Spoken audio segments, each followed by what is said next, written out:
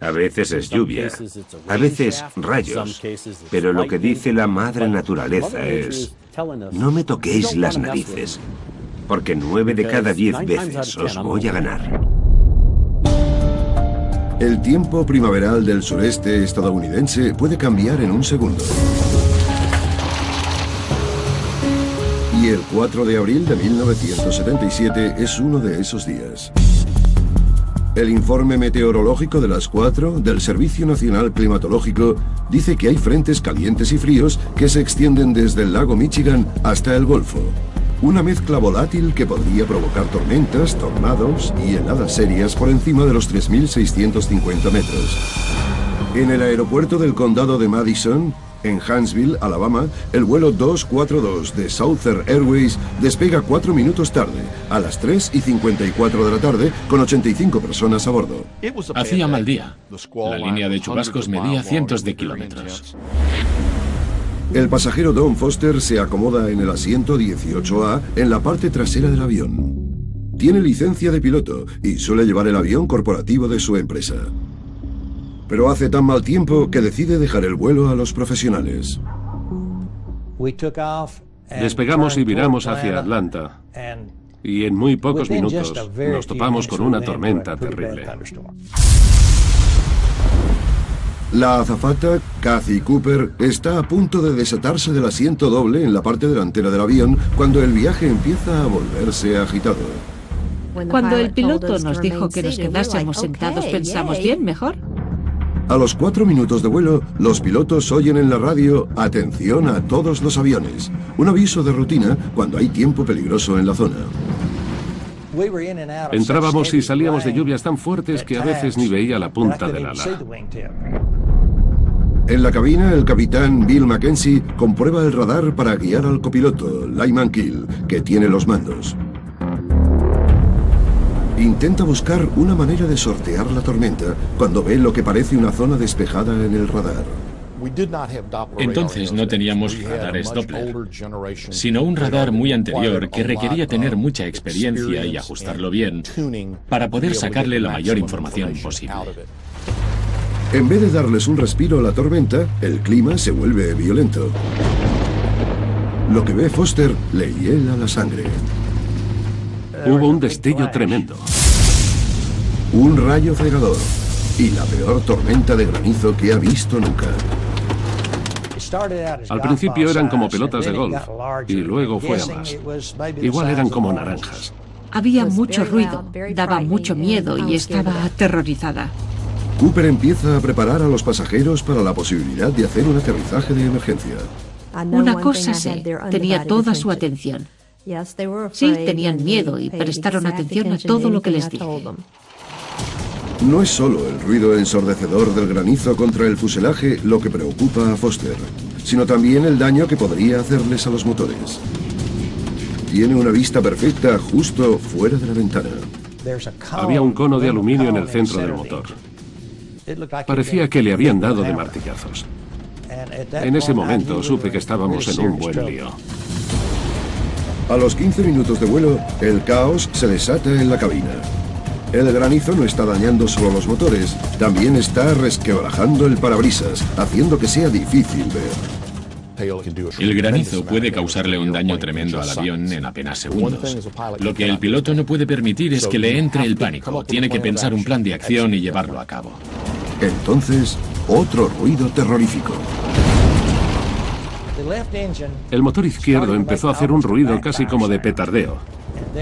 Y luego se paró. Se quedó cao. A los 30 o 40 segundos oí que el motor derecho petardeaba y luego sonó como que se paraba. Ya no nos quedaban motores.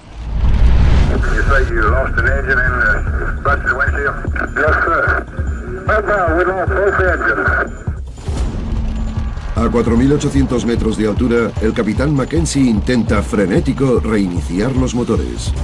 Sin energía, el vuelo 242 de Southern Airways solo planea y pierde altura a un ritmo de 17 metros por segundo. Con todos los sistemas caídos, el capitán Mackenzie activa la energía auxiliar. El copiloto, Keel, pilota el avión de forma manual y todo depende de sus habilidades con la palanca y el timón. pasan a control manual, o sea que pilotan el avión físicamente a mano. Tras perder el contacto por radio durante 2 minutos, el primer oficial, Kill, le pide a la torre de control aéreo de Atlanta que les encuentre un aeropuerto para hacer un aterrizaje de emergencia.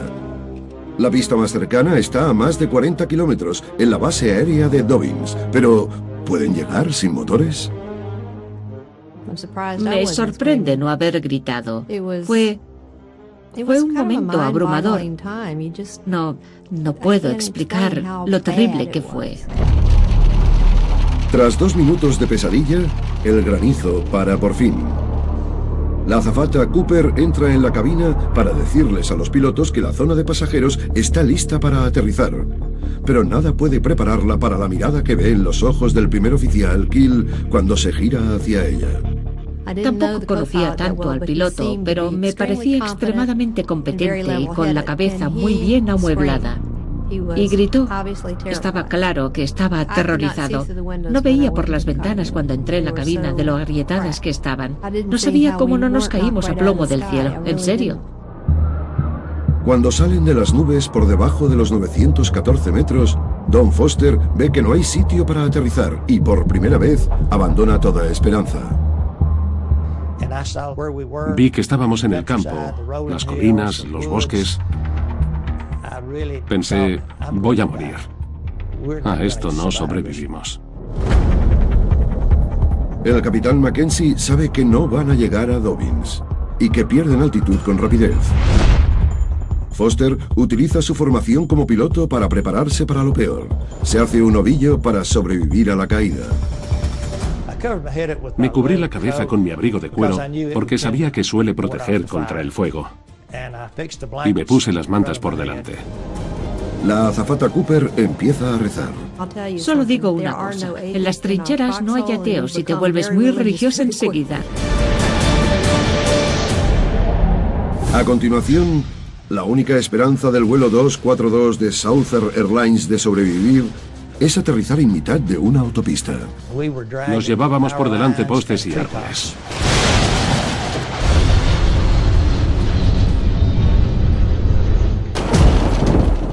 El vuelo 242 de Southern Airways se ve envuelto en una tormenta de granizo terrible. Trozos de hielo tan grandes como pelotas de béisbol machacan los motores del DC-9, haciendo que fallen. Supe que estábamos en un buen lío cuando perdimos los 2 motores. El pasajero Don Foster mira por la ventana y solo puede pensar en que no van a conseguirlo.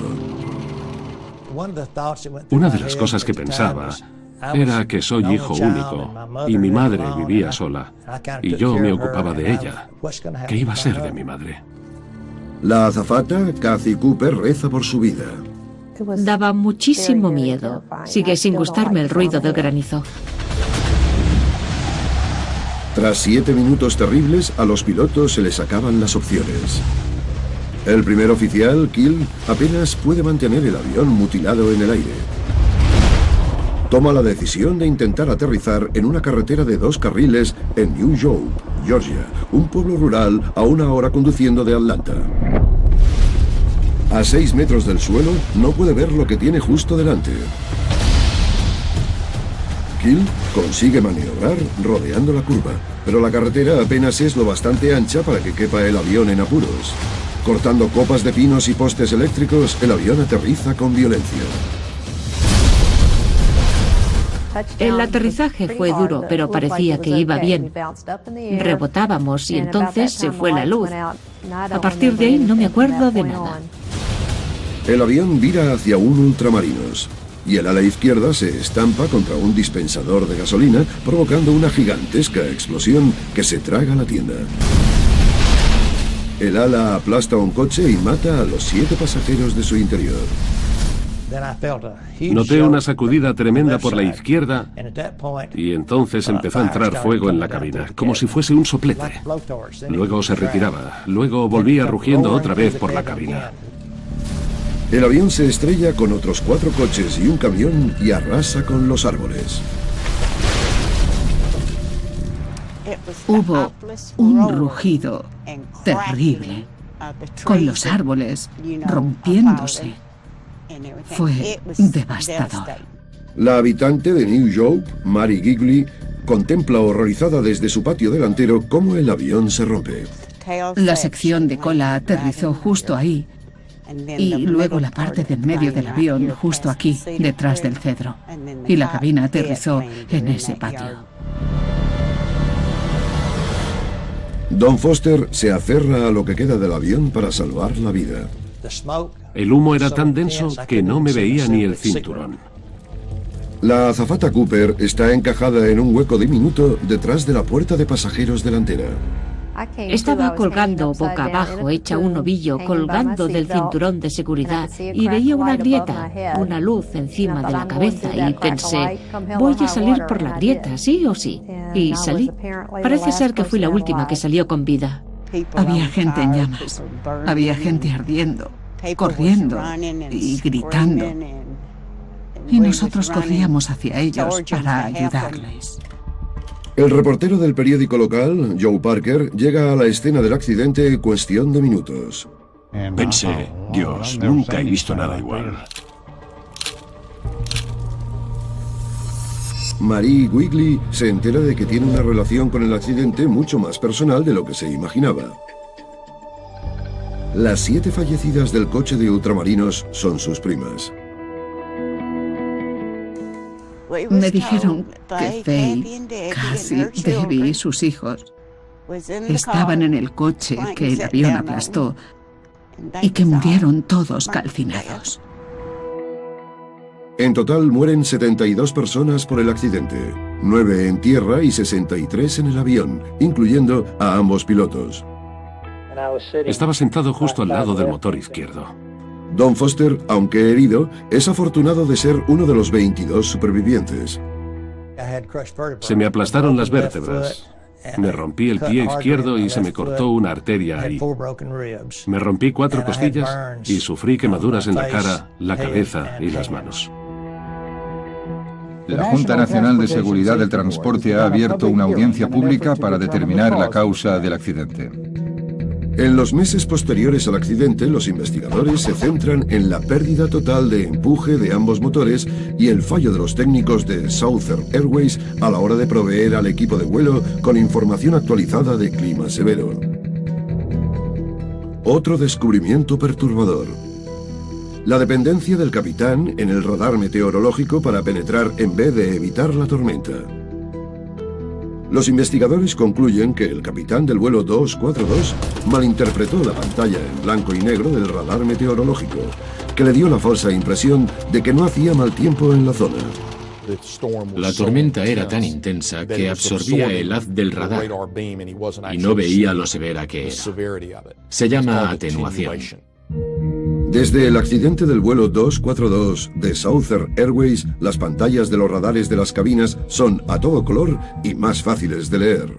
El 242 de Southern dejó bastante clara la necesidad de impartir formación más estandarizada sobre los radares meteorológicos. Otra mejora que hizo más segura la aviación. Se han añadido 84 meteorólogos del Servicio Nacional a los centros de control aéreo de todo el país para contar con informes meteorológicos más precisos. Una cosa sigue igual. Los valerosos esfuerzos de la tripulación para hacer aterrizar el primer avión de la historia en perder ambos motores por culpa del granizo. Lo hicieron de narices, consiguiendo que el avión rindiese todo lo posible, y me refiero a la distancia que lograron recorrer planeando. Para Marie Gigley, el suelo que rodea su hogar siempre servirá para recordar a las 72 personas que perdieron la vida aquí ese día. Es algo que no se te olvida. A continuación, el vuelo 191 de Delta contra una tormenta explosiva.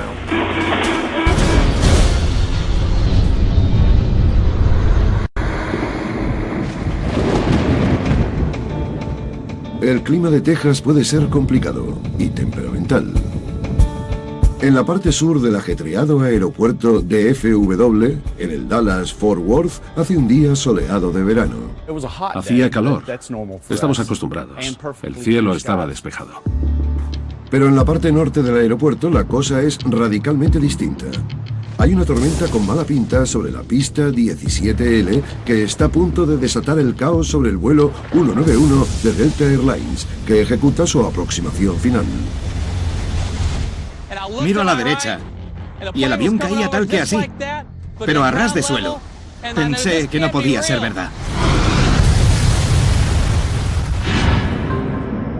2 de agosto de 1985. Christopher Mayer, oriundo de Texas, es una de las 163 personas a bordo del Lockheed L-1011 que va desde Fort Lauderdale hasta Dallas.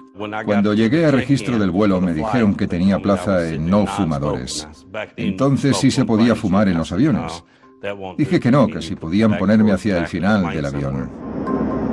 Mayer se alegra de cambiarse al asiento 41J al fondo del avión. Por ahora el vuelo es normal y corriente. Venían las azafatas para hablar y servir la comida. Lo normal, vamos. En la cabina están el capitán Ed Connors, el segundo oficial, Nick Nassik, y el primer oficial, Rudolph Price, que maneja los controles mientras el avión está a punto de aterrizar. El piloto dijo: pasajeros, tomen asiento. Aterrizaremos en 15 minutos. En el descenso final, mientras el avión baja a 1524 metros, Control Aéreo transmite un mensaje sobre un pequeño chaparrón que hay al norte del DFW. El primer oficial, Price, dice: nos van a lavar el avión. Se avecina tormenta, dije. Ojalá no la pillemos. Al 191 Delta le dan permiso para un aterrizaje instrumental debido a la escasa visibilidad. Un minuto después, el registrador de voz de la cabina capta 4 palabras que los pasajeros no oyen, pero sienten. La cosa se acerca. Al acercarnos al aeropuerto nos metimos en la tormenta y el avión empezó a dar bandazos. Había tanto silencio que se habría oído caer un alfiler. Ningún avión se queda en silencio tan rápido. Dije: abróchense los cinturones lo más fuerte que puedan porque puede ser un aterrizaje algo brusco. 2 minutos después, el primer oficial, Price, ve que se aproximan problemas. Dice: de ahí salen rayos. El capitán pregunta: ¿de dónde? Y Price contesta: de justo delante. Eso significa que hay una tormenta desarrollada del todo y que hay que enfrentarse a ella con muchísimo cuidado. Son peligrosas porque hay corrientes de aire muy fuertes. Miré por la ventana y estaba oscuro, como si fuera de noche, y solo eran las 6. Menos de un minuto antes de aterrizar, y apenas a poco más de 240 metros sobre el suelo, fuertes vientos golpean el vuelo 191. En solo 14 segundos, el avión acelera sin que el primer oficial, Price, llegue a tocar la palanca. La tripulación sabe que es un aviso de cizalladura del viento, o sea que el viento va a cambiar de dirección. Avisa al primer oficial, Price, de que vigile la velocidad. De repente, el avión se ve azotado por una columna de aire descendente y un viento de cola muy fuerte, y pasa de ir demasiado rápido a ir demasiado lento.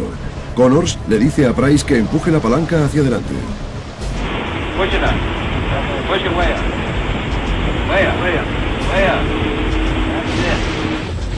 En vez de acelerar, el avión reduce hasta los 220 kilómetros por hora. Connors sabe que luchan contra el clima. Price empuja al máximo, desesperado por intentar que el avión ascienda, pero el viento es demasiado fuerte. A continuación, vientos mortíferos empujan al vuelo 191 de Delta contra el suelo. Ese día le pedí a Dios que no me dejase morir.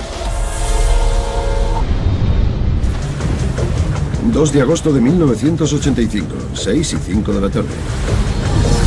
A poco más de 1,5 kilómetros de la pista 17L del aeropuerto Dallas-Fort Worth, el vuelo 191 del Delta se ve atrapado por una columna de aire descendente extrema de una tormenta.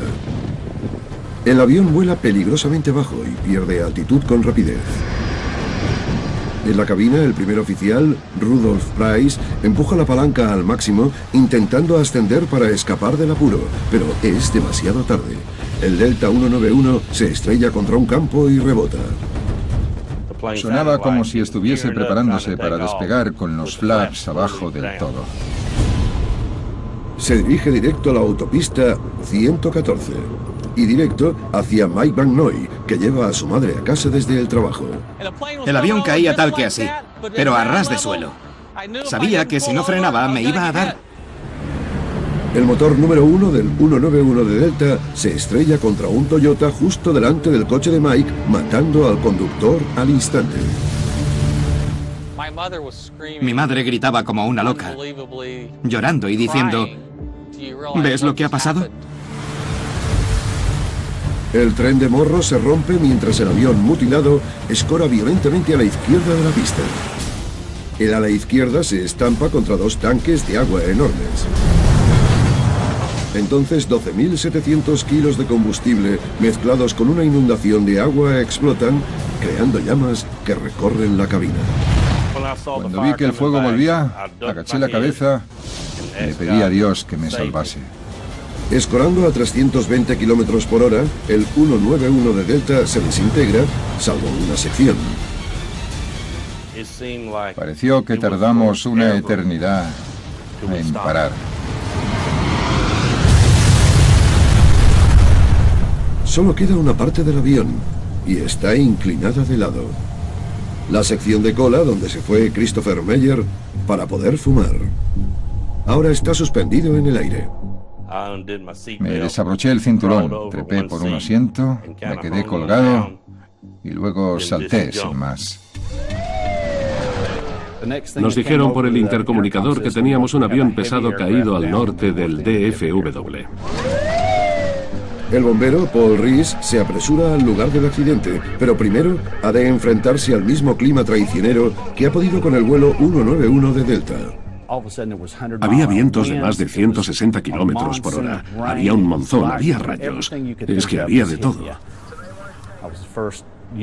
Fui la primera unidad en llegar y estaba todo destrozado. Parecía una bomba. Los supervivientes se enfrentan a un siniestro escenario lleno de cuerpos sin vida. No sé cuántos hay exactamente, porque podría haber partes suficientes como para hacer otro cuerpo o dos. No lo puedo decir por ahora. Se olía la piel y el pelo. El aire estaba lleno de combustible. Al respirar te quemabas los pulmones. Es la única sección del avión que no ha quedado destruida del todo y donde todos los supervivientes estaban sentados. Las últimas 20 filas de la sección de cola. Meyer intenta ayudar a todos los supervivientes que puede. De las 163 personas a bordo, 126 pasajeros y 8 de los 11 tripulantes mueren en el accidente. Sobreviven 29 personas. Esto es lo que queda de un coche que golpeó el avión al rebotar cerca del aeropuerto. Brock Minton fue testigo. El coche debió de desequilibrarlo y estaba a 45 grados. Los aviones se enfrentan al mal tiempo con éxito a diario. Pero esta tormenta fue tan repentina y fuerte que derribó un avión de casi 150.000 kilos en cuestión de segundos. Los investigadores se centran en un fenómeno meteorológico llamado microrráfaga. John McCarthy es uno de los primeros meteorólogos en descubrir cómo de rápido pueden atacar las microrráfagas.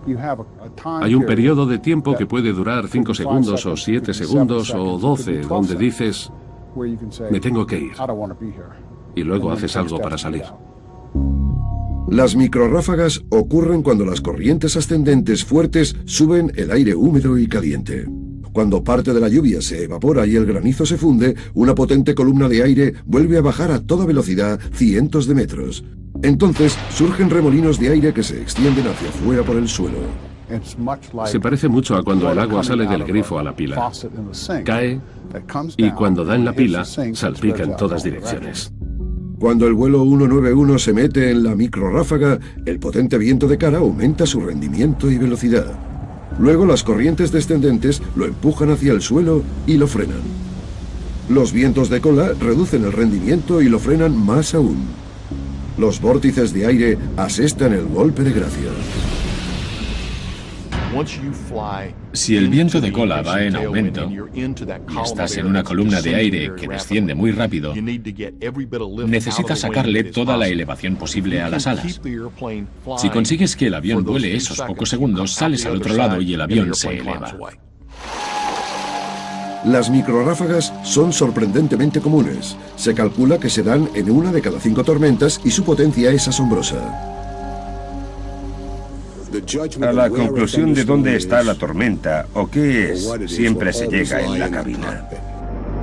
Los investigadores concluyen que las causas probables del accidente incluyen la decisión de la tripulación de seguir acercándose a una nube donde observaron rayos visibles y la falta de formación del piloto para evitar la cizalladura a baja altitud.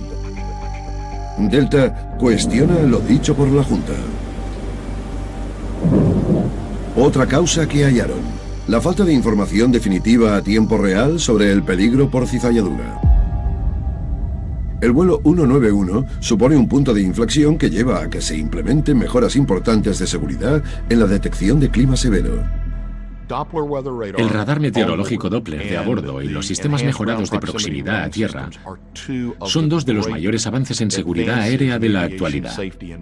Hasta que tuvimos los radares Doppler a bordo, los pilotos no podían estimar la posible severidad de las microráfagas. Los radares Doppler, instalados a bordo y en la mayoría de aeropuertos importantes, han traído una gran mejora de la seguridad. En los Estados Unidos solo ha habido un accidente comercial relacionado con la cizalladura desde que el 191 de Delta se estrellase en Dallas. Hoy en día es obligatorio que todos los pilotos experimenten el vuelo Delta 191 en los simuladores, que les enseña a escapar de desastres meteorológicos. El entrenamiento es mejor, y también las técnicas de reconocimiento, las habilidades táctiles para lidiar con el rendimiento del avión y los sistemas de información de a bordo, que le dan información al piloto, que puede haber cizalladura, prepárate. Sigo alucinando con que haya tantos supervivientes. La única suerte de esto es que hayan sobrevivido tantos. Christopher Mayer da gracias de haber sobrevivido con solo unas costillas rotas. Llevaba esta camisa cuando me la cortaron los doctores. Pero Mayer siente un profundo dolor emocional. Sigues pensando, ¿por qué sobrevivimos nosotros y los demás no? Porque el que tenía al lado y el otro no sobrevivieron. A continuación, agonizando en plena tormenta mortal, un avión se precipita saliéndose de la pista y estalla un incendio arrasador. Vi una explosión enorme.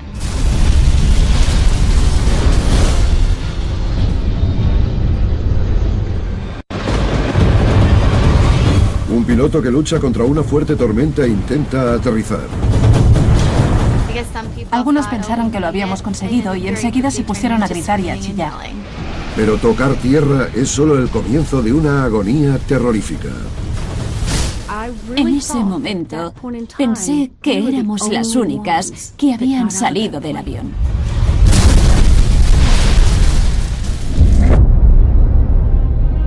...2 de agosto de 2005... el vuelo 358 de Air France, un Airbus 340, sobrevuela el Atlántico en un trayecto de 8 horas desde París hasta Toronto. Van 297 pasajeros y 12 tripulantes. Se han cubierto todas las plazas. La empresaria Trotamundos, Joan Bandock, va en primera clase. Mi trabajo me exigía viajar por el mundo a 68 países distintos en los que teníamos negocios, o sea que era una trotamundos y que volaba a menudo. Estaba más tiempo en aviones que en mi casa. Apretujada al fondo del avión en clase turista está Lisa Poupo, de 15 años. Vuelve a casa tras un periodo de estudio en el extranjero y se lleva consigo a una estudiante francesa de intercambio a Canadá. Estaba muy emocionada. Me lo pasaba bien. La tenía al lado y nos estábamos conociendo mejor. Le contaba cosas de Toronto. Cuando el avión se acerca al espacio aéreo de Toronto, el radar muestra una línea de tormentas violentas que van directas hacia el aeropuerto internacional Pearson. Se avecinan fuertes tormentas a la zona del aeropuerto. una alerta meteorológica hace que los equipos de tierra se apresuren a buscar refugio. Todo iba bien hasta que llegamos a Toronto y nos acercamos a la ciudad. El piloto nos dijo que había una tormenta fuerte en Toronto y que habría que dar unas cuantas vueltas antes de poder aterrizar. Tras 20 minutos dando vueltas, retiran la alerta y al vuelo 358 de Air France le dan permiso para aterrizar en la pista 24L. Pero cuando el avión inicia el descenso final, la fuerte tormenta que el capitán Allen Rose y el primer oficial Frederick Knott han estado intentando evitar resulta estar justo delante. El descenso fue muy oscuro. Se veía la lluvia azotando las ventanas fuera del avión. Pensé que a lo mejor nos desviábamos y no aterrizábamos en Pearson. La visibilidad empeora a cada segundo y los pilotos no pueden localizar la pista. Por fin, a 3.200 metros, la ven. Me apreté un poco más el cinturón de seguridad porque seguramente o teníamos un aterrizaje muy brusco y parábamos en seco o íbamos a tener una aproximación frustrada. El primer oficial, Knott, incrementa la potencia del avión para superar los fuertes vientos. Con tanta lluvia, la visibilidad baja a casi cero. El avión está fuera de posición, más alto de lo que debería. De repente, el viento pasa de venir de cara a venir de cola, lo que le da aún más velocidad al avión. El cambio empuja al avión aún más allá. Todos se preparaban para el impacto. En la pista 24L, la más corta de Pearson, hay poco margen de error, incluso en condiciones óptimas. Hoy está resbaladiza por la lluvia. La pista 24L de Toronto no está estriada, o sea que si llueve mucho, el aquaplaning sería un problema serio. El primer oficial, Knott, lucha para mantener la alineación del avión y toca tierra casi a mitad de la corta pista. Ahí es cuando se desató el caos. El avión cruza el asfalto a más de 160 kilómetros por hora y le queda poco trecho en la pista. Yo pensaba que tendrían que ir frenando, pero no frenaban mucho. Pasan 12 segundos antes de que los pilotos inviertan el empuje de los motores para ayudar a que el avión frene, pero sirve de poco y es demasiado tarde. El vuelo 358 se sale de la pista a casi 145 kilómetros por hora y escora fuera de control. Vi que caía el equipaje de arriba y enseguida se pusieron a gritar y a chillar. El avión atraviesa una barrera de metal, rebotando con tanta violencia que los motores socavan el pavimento. Te notabas casi saliéndote del asiento del avión. Al avión fugitivo se le acaba el terreno y cae de morro por un barranco. A continuación, el combustible prende y el vuelo 358 se convierte en un infierno. Evidentemente, los demás sabían lo que pasaba, así que la azafata dijo que evacuásemos.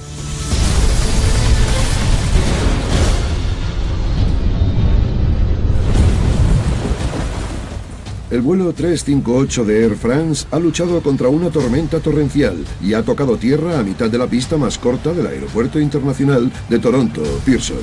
A casi 145 kilómetros por hora, el Airbus 340 no puede frenar y se sale del final de la pista 24L. La única manera de describirlo es que era como una montaña rusa, todo el rato con baches. El avión atraviesa hierba, grava y barreras antes de desplomarse por un barranco. Al final, se detiene en un arroyo cercano. Fue como si nos hubiésemos chocado contra un árbol. La tensión se vuelve alivio cuando los pasajeros se dan cuenta de que el avión parece estar intacto. Dijeron por megafonía que todo iba bien y que no cundiese el pánico. Pero en cuanto bajan la guardia, sucede el desastre. El combustible que se había filtrado prende y empieza a quemar el casco del avión. Todo olía a equipo eléctrico y combustible quemados. Evidentemente, los demás sabían lo que pasaba, así que la azafata dijo que evacuásemos, que saliésemos ya. El jefe de bomberos, Mike Figliola, y su equipo tardan pocos minutos en llegar al lugar del accidente. Se encuentran con una escena dantesca. La sección de cola estaba colgando y el resto del fuselaje había caído al barranco. Se había salido el combustible que alimentaba el incendio y el equipaje y el cargamento de la panza del avión estaban en llamas. Joan Mandock, que viajaba en primera clase, corre hacia la salida frontal porque sabe que cada segundo cuenta. Cuando se abrió la puerta, fuera solo había humo negro. Madre mía, la cosa se puso mucho más seria. El combustible de los aviones arde como el queroseno, muy rápido, alcanzando altas temperaturas y extendiéndose enseguida. Se propaga rápido. Mientras el fuego ruge, la amiga de la pasajera, Lisa Bopo, está paralizada de miedo. Se quedó helada pensando que no iba a salir con vida. Joan y Lisa saben que para salir vivas del avión tienen que escapar de inmediato. El camino hasta la parte trasera estaba libre. Le dije que tenía que seguir, que no parase, que saldríamos. Las rampas de evacuación rotas, el combustible ardiendo y el humo tapan 4 de las 8 salidas de emergencia, así que la tripulación dirige inmediatamente a los pasajeros a las que quedan. Lo curioso es que la rampa se desplegó, pero no del todo, sino que quedaban unos 3 o 4 metros y medio hasta el suelo.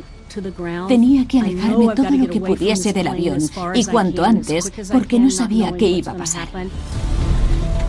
Joan salta fuera, mientras un equipo de bomberos intenta extinguir las llamas del casco del avión. Luchamos contra los incendios en aviones con una espuma especial por lo del combustible. Como no paraba de llover, cada vez que la echábamos, la lluvia la disolvía. Dentro del avión, otro equipo comienza una operación de búsqueda y rescate. Pero como el espeso humo negro inunda rápidamente la cabina, se ven obligados a abandonar antes de poder peinar todo el avión. De repente, una explosión atraviesa el casco del avión y envía una bola de fuego dentro de la cabina principal. Hubo una explosión en el lado del alerón de estribor delantero, provocada por unas botellas de oxígeno calentadas por el fuego que habían estallado. Joan sube una colina rocosa para huir de las llamas. Parece que ya no hay esperanza para el resto de pasajeros. Teníamos el avión a vista de pájaro. Y en ese momento pensé que éramos las únicas que habían salido del avión. Mike Figliola y su equipo tardan 5 horas extenuantes en apagar por fin el incendio. Creen que solo les queda la siniestra tarea de identificar los restos de los pasajeros atrapados dentro del avión. Estaba seguro de que una vez confinásemos el incendio y empezásemos a apagarlo, volveríamos a entrar y encontraríamos cadáveres. Milagrosamente, los 297 pasajeros y tripulantes, incluyendo a Lisa y a su compañera estudiante de intercambio, consiguen evacuar el avión en menos de 2 minutos. Parece que tenemos una historia increíble de supervivencia.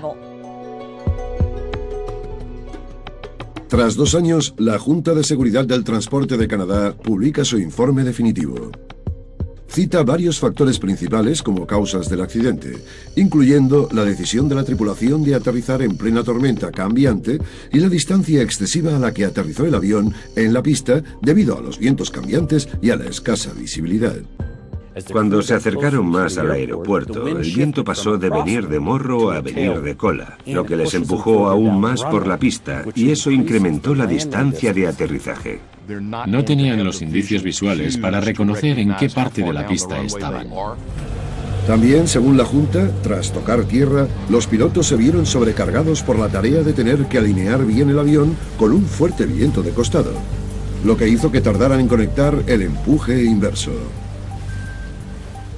12 segundos en la pista, sobre todo bajo esas condiciones, son una cantidad de tiempo anormal. Pero dado el tiempo adverso, el agua y el rendimiento del avión una vez que tocó tierra, pues es posible que eso causase un periodo de indecisión sobre si se iban a quedar en la pista o a abortar el aterrizaje y volver a despegar.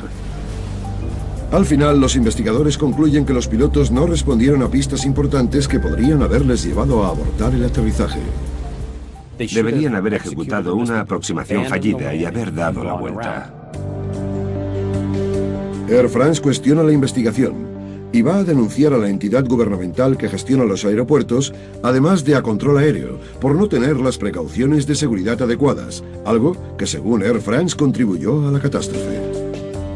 El gobierno niega las acusaciones. Hay que dar las gracias por cada minuto.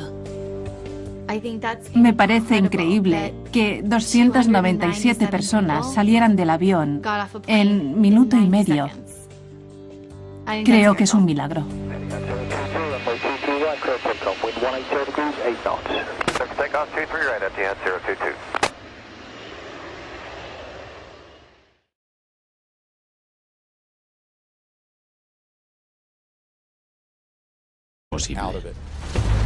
En vez de darles un respiro a la tormenta, el clima se vuelve violento.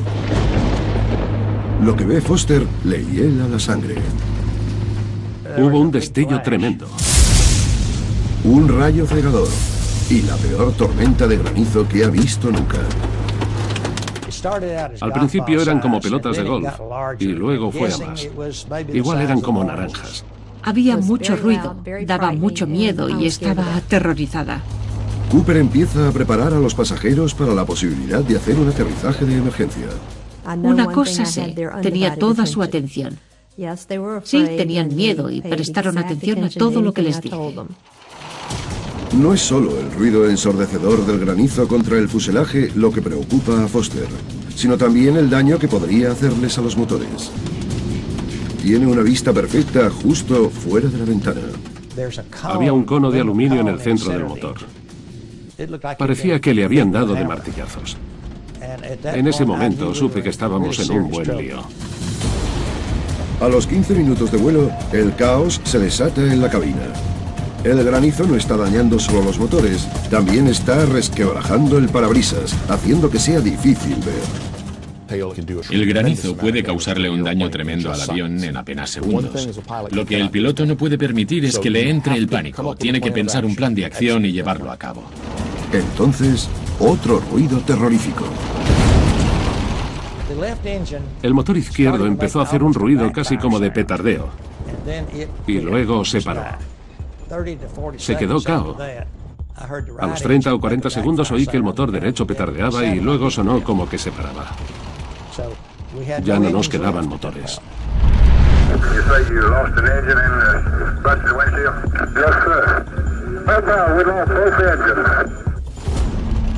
A 4.800 metros de altura, el capitán Mackenzie intenta frenético reiniciar los motores. Sin energía, el vuelo 242 de Southern Airways de cuero, porque sabía que suele proteger contra el fuego. Y me puse las mantas por delante. La azafata Cooper empieza a rezar. Solo digo una cosa. En las trincheras no hay ateos y te vuelves muy religiosa enseguida. A continuación, la única esperanza del vuelo 242 de Southern Airlines de sobrevivir es aterrizar en mitad de una autopista. Nos llevábamos por delante postes y árboles.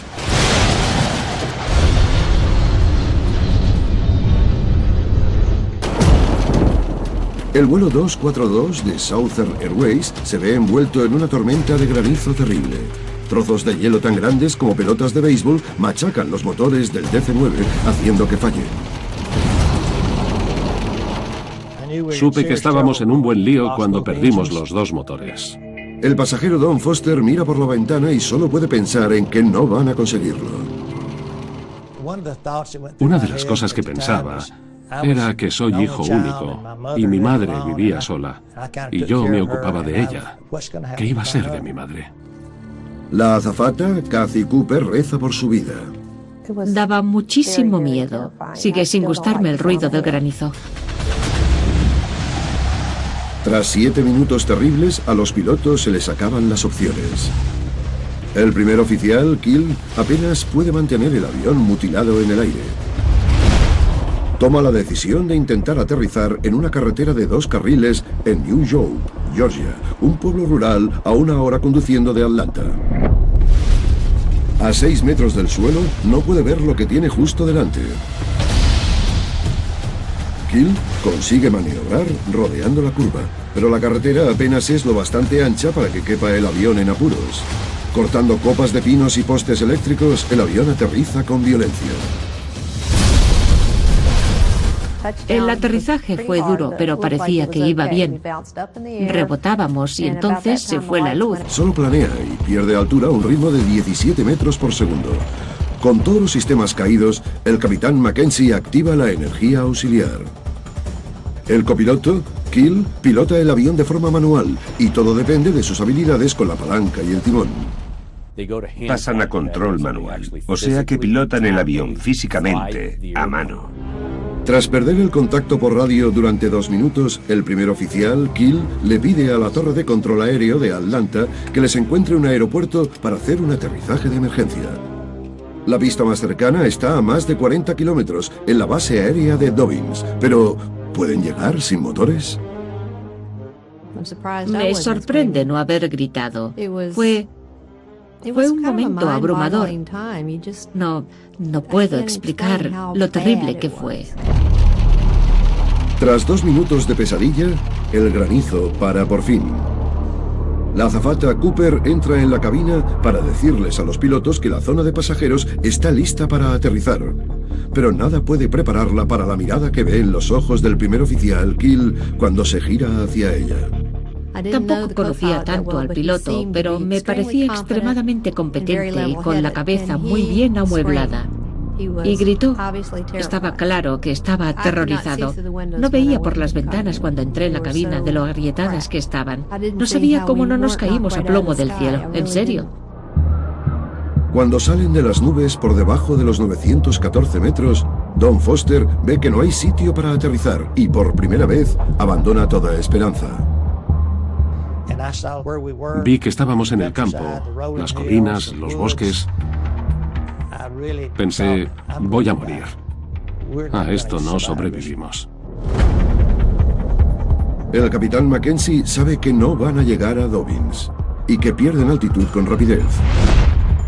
Foster utiliza su formación como piloto para prepararse para lo peor. Se hace un ovillo para sobrevivir a la caída. Me cubrí la cabeza con mi abrigo. Del sureste estadounidense puede cambiar en un segundo. Y el 4 de abril de 1977 es uno de esos días.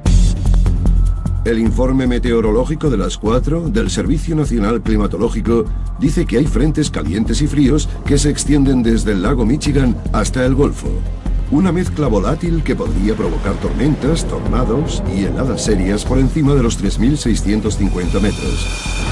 En el aeropuerto del condado de Madison, en Huntsville, Alabama, el vuelo 242 de Southern Airways despega 4 minutos tarde, a las 3:54 de la tarde, con 85 personas a bordo. Hacía mal día. La línea de chubascos medía cientos de kilómetros. El pasajero Don Foster se acomoda en el asiento 18A en la parte trasera del avión. Tiene licencia de piloto y suele llevar el avión corporativo de su empresa. Pero hace tan mal tiempo que decide dejar el vuelo a los profesionales. Despegamos y viramos hacia Atlanta. Y en muy pocos minutos nos topamos con una tormenta terrible. La azafata, Kathy Cooper, está a punto de desatarse del asiento doble en la parte delantera del avión cuando el viaje empieza a volverse agitado. Cuando el piloto nos dijo que nos quedásemos sentados, pensamos, bien, mejor. A los 4 minutos de vuelo, los pilotos oyen en la radio «Atención a todos los aviones», un aviso de rutina cuando hay tiempo peligroso en la zona. Entrábamos y salíamos de lluvias tan fuertes que a veces ni veía la punta del ala. En la cabina, el capitán Bill Mackenzie comprueba el radar para guiar al copiloto, Lyman Keel, que tiene los mandos. Intenta buscar una manera de sortear la tormenta cuando ve lo que parece una zona despejada en el radar. Entonces no teníamos radares Doppler, sino un radar muy anterior que requería tener mucha experiencia y ajustarlo bien para poder sacarle la mayor información.